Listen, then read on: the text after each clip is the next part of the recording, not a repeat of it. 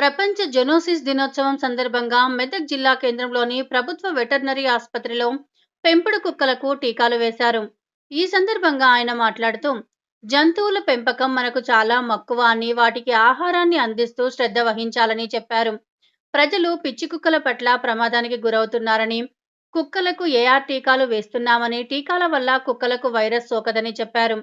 2 రోజుల నుంచి ప్రజల కోసం అవగాహన కల్పించామని, ఈ ఒక్క రోజే కాకుండా వారం రోజుల పాటు టీకాల కార్యక్రమం ఉంటుందని వెల్లడించారు.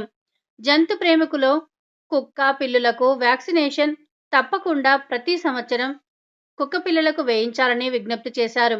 ఈ కార్యక్రమంలో veterinary doctor Lakshman, VA Rajesh సిబ్బంది పాల్గొన్నారు.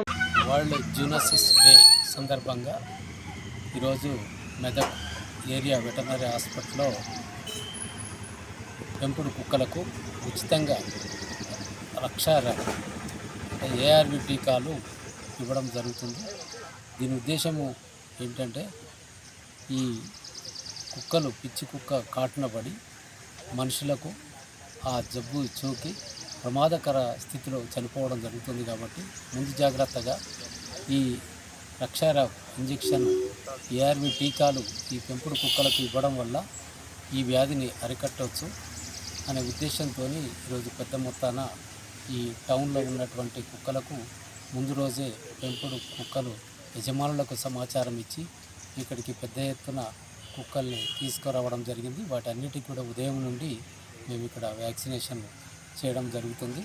ఈ వ్యాక్సినేషన్ ఈరోజు సాయంత్రం వరకు ఉంటుంది. ఈ వ్యాక్సినేషన్ ఈ ఒక్కరోజే కాదు, ప్రతిరోజు ఈ ఏరియా హాస్పిటల్లో ఈ వ్యాక్సినేషన్స్ ఫ్రీగా ఈ పెంపుడు కుక్కలకు ఇవ్వడం జరుగుతుంది. కాకపోతే ఈరోజు ఈ వరల్డ్ జూనోసిస్ డే సందర్భంగా ఈ వ్యాక్సినేషన్ను ఈ కార్యక్రమం ద్వారా పెద్ద ఎత్తున చేపడుతున్నాం. దీనివల్ల ఇది చాలా వైరస్తో వస్తున్నటువంటి ప్రాణాంతకమైన వ్యాధి. దీని పట్ల పెంపుడు కుక్కలు పెంచుకునే యజమానులు కానీ ప్రజలు కూడా అప్రమత్తంగా ఉండాలి. లేకున్నట్టయితే ఈ వ్యాధి సోకినట్టయితే దీంతో ఎక్కువ మరణాల శాతము ఉంటుంది. కాబట్టి దీని మీద అవగాహన పెంపొందించాలని, దీని రోగ లక్షణాలు ఎలా ఉంటాయి, రాకుండా ఎలా నివారించుకోవాలనే విషయాలు కూడా పెంపుడు కుక్కల యజమానులకు కూడా మేము ఈ సందర్భంగా వివరించడం జరిగింది.